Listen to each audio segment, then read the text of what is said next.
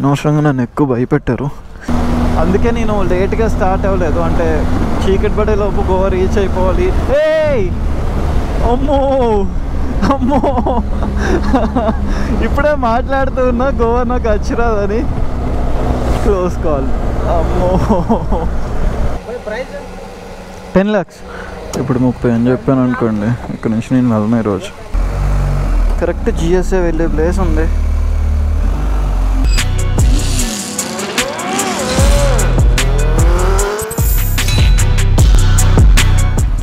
Hello guys, welcome back to my YouTube channel. ఇప్పుడు 6:50 అవుతుంది almost. ఇప్పుడు బయలుదేరుతున్నాను గోవాకి. అసలు ఈ ప్లాన్ అంతా నేను స్టార్ట్ అయిన తర్వాత చెప్తాను. ఈసారి అయితే నేను టాప్ బాక్స్ ఒకటే పట్టుకెళ్తున్నాను. దీనిలో అన్నీ ప్యాక్ చేయడం చాలా కష్టమైంది. ఇక్కడ నుంచి గోవా 700 kilometers ఎంత ఉంది. ఎందుకు వెళ్తున్నానో, ఎక్కడికి వెళ్తున్నానో బైక్ నడుపుతూ చెప్తాను. చాలా కష్టపడి 6 o'clock లేచాను.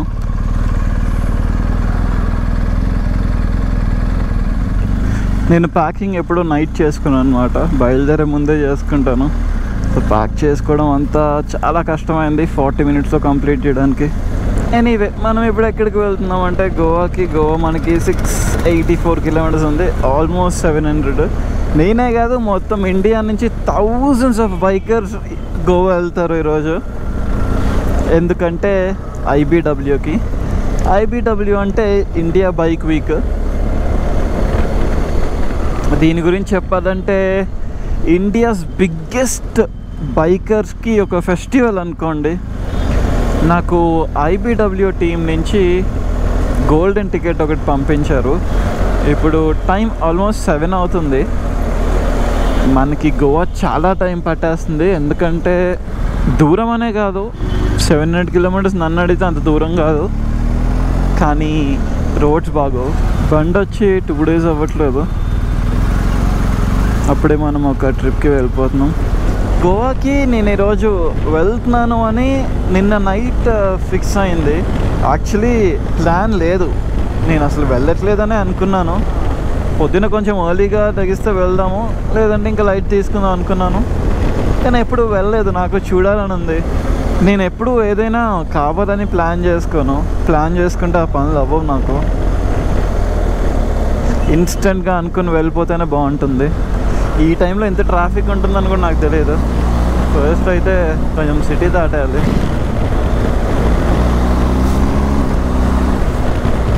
ఈ విండ్షీల్డ్ వల్ల చాలామందికి ఆ వ్యూ నచ్చకపోవచ్చు, కానీ ఇది ఉంటే చాలా కంఫర్టబుల్గా రైడ్ చేయొచ్చు. నేను విండ్ నాకు అసలు తగలదు. అండ్ నేను మాట్లాడేది కూడా మీకు క్లియర్గా వినిపిస్తుంది, లేదంటే ఎయిర్ సౌండ్ వచ్చేస్తుంది. కొంచెం ముందుకు వెళ్తే కర్ణాటక బార్డర్ టచ్ అయిపోతుంది. Almost 90 kilometers వచ్చామనుకుంటా. 7:35 అయింది. నాకు తెలిసి రోడ్స్ ఇంకా ఇంత ఖాళీగా ఇంకొక 1 hour ఉంటుంది హార్డ్లీ. తర్వాత నుంచి ఏమన్నా ట్రాఫిక్ స్టార్ట్ అవుతుంది.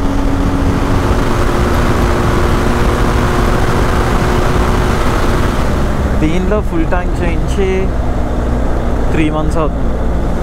3 months ఓల్డ్ ఫ్యూయల్ ఇప్పటి వరకు. ఇప్పుడు ఫ్రెష్ ఫ్యూయల్ కొట్టేస్తున్నా. Full tank.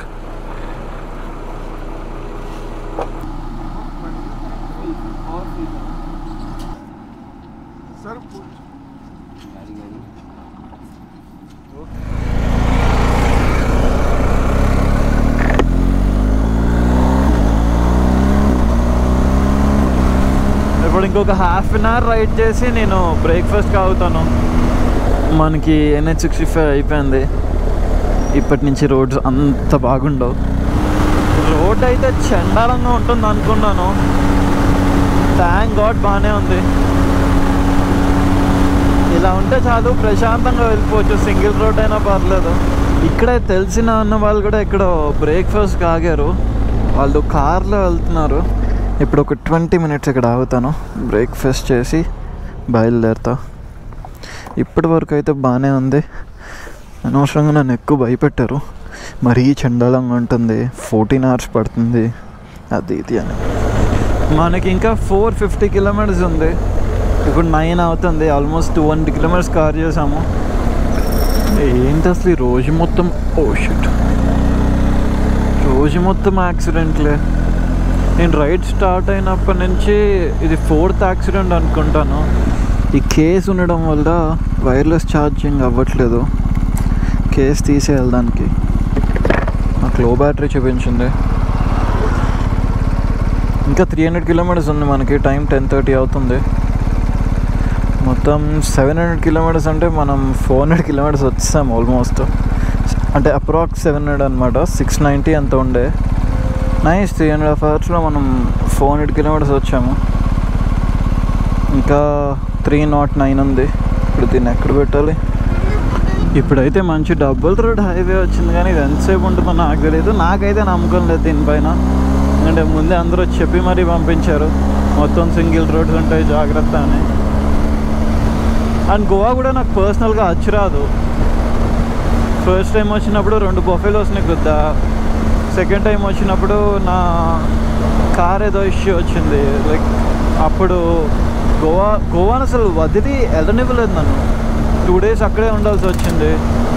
అందుకే నేను లేట్గా స్టార్ట్ అవ్వలేదు. అంటే చీకటి పడేలోపు గోవా రీచ్ అయిపోవాలి.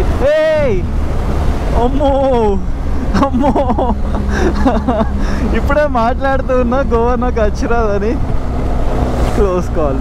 అమ్మో మనకి ఇంకా 190 కిలోమీటర్స్ ఉంది. ఒక్కసారి ఫుల్ ట్యాంక్ చేయించుకుంటే గోవా వెళ్ళిపోవచ్చు.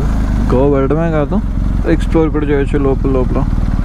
ఇక్కడ పెట్రోల్ లేదంట.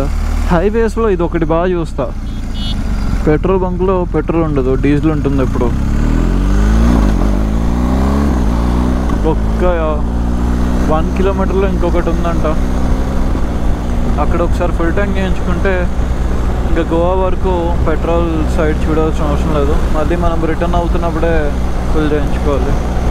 ఒకసారి ఇలానే ఒక ప్రైవేట్ పెట్రోల్ బంక్లో పెట్రోల్ కొట్టిస్తే ట్యాంక్ కెపాసిటీ కంటే 2 liters ఎక్కువ కొట్టినట్టు వచ్చింది. లైక్ 30 కదా దీని ట్యాంక్ కెపాసిటీ. ఫుల్ ట్యాంక్ చేస్తే 32 వచ్చింది అక్కడ. అయినా 0 కూడా చేశాడు, అది కూడా చెక్ చేసుకున్నా. నాకు అప్పటి నుంచి కొంచెం డౌట్ అన్ని పెట్రోల్ బంక్స్ పైన. అది నాకు బెంగళూరు హైవేలో అయింది ఒకసారి. భయ్యా full tank machine 10 lakh 10 lakhs. ఇప్పుడు 30 అని చెప్పాను అనుకోండి. ఇక్కడ నుంచి నేను వెళ్ళను ఈరోజు.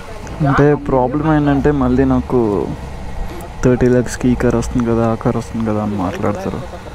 అందుకే నేను 10 lakhs అని చెప్తాను.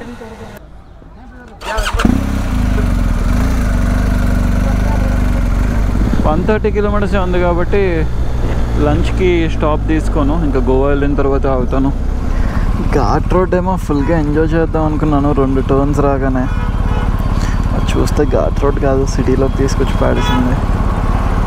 యాక్చువల్లీ ఆకలి వేస్తుంది, నిద్ర వస్తుంది. ఇంకా 100 kilometers ఉంది. 100 kilometers 3 hours అంట. పిచ్చి పట్టింది దానికి. ఎందుకేదో క్రైమ్ చేసినట్టు అలా చూస్తున్నారు నన్ను. ఈ హైవే చూసాక అయితే ఇంకా లంచ్కి గోవా వెళ్ళిపోవడమే మంచిది. గోవా ఫుడ్ బాగుంటుంది కొన్ని ప్లేసెస్లో.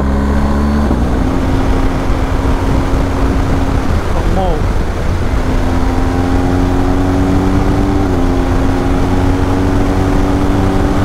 ఈ రోడ్ ఇలానే ఉంటే ఒక 1/2 hour 40 minutesలో రీచ్ అయిపోతాను.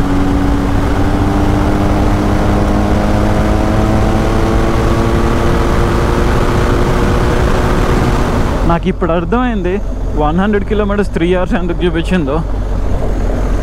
మరి ఘోరంగా ఉంది రోడ్డు. సూపర్ బైక్స్ అయితే ఇంకా చచ్చారు ఈ రోడ్లో. అమ్మో ఎంత టైం బ్యాడ్ చూడండి అది. ఇంకా నేను వెళ్ళినట్టే. స్టార్ట్ అప్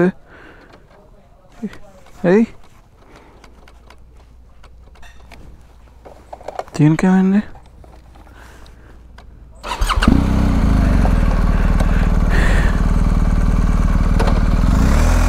ఇక్కడేదో షార్ట్ కట్ ఉంది, ఎక్స్పెక్ట్ చేయలేదు. అమ్మో అరే రే రే రే.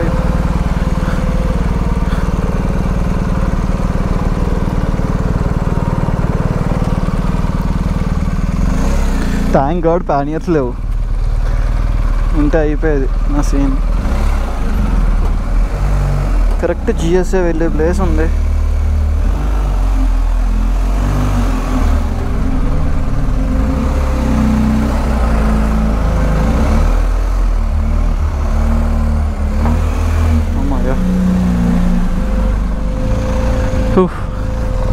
చాలా టైం సేవ్ అయింది అయితే.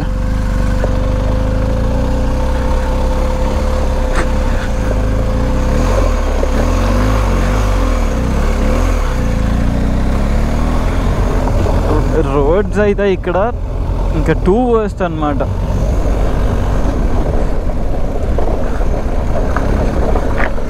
హిమాలయాస్లో దీనికంటే బెటర్ ఉంటాయి.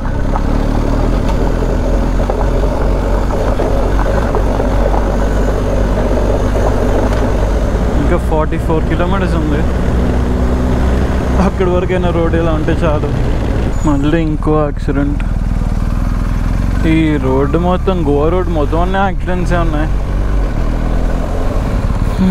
సో ఇక్కడ జరిగింది ఏంటంటే నేను రాంగ్ వచ్చా. సో ఇంకా గోవా 20 కిలోమీటర్స్ ఉందనుకున్నాను, కానీ వెళ్ళాల్సిన లొకేషన్ 75 కిలోమీటర్స్ ఉంది. డైరెక్ట్గా అటు వెళ్ళడానికి వేరే రూట్ ఉందంట. నేను చాలా పెద్ద రూట్ తీసుకుని వచ్చానంట. లాస్ట్ టైం అయితే నీట్గా నా ఫ్రెండ్ది 200 HP ప్రైవేట్ బోట్ ఉంటుంది, అది వేసుకుని తిరిగాము. ఈసారి అంతలా తిరుగుదాం అంటే టైం లేదు. నేను 1 డేగానే వచ్చాను, 1-2 డేస్ మ్యాక్స్. చూద్దాం, కుదిరితే ఈసారి కూడా ప్రైవేట్ బోట్ తీసుకునేటైనా వెళ్ళిపోదాం. ఇప్పుడు డైరెక్ట్గా హోటల్కే వెళ్ళిపోతా, తర్వాత ఆలోచిస్తాం మిగతావన్నీ. నేనైతే రీచ్ అయిపోయా. ఇప్పుడైతే వెళ్ళి స్లీప్ వేస్తే రేపు మార్నింగ్ వరకు లేవను ఇంకా. అమ్మా, నాకు ఇప్పుడు కావాల్సింది ఫుడ్, రెస్ట్, ఈ రెండు. ఇక్కడితో అయితే ఈ వ్లాగ్ నేను చేస్తున్నాను. రేపు నుంచి కంటిన్యూ చేస్తాను. That's it for today guys. Thanks for watching.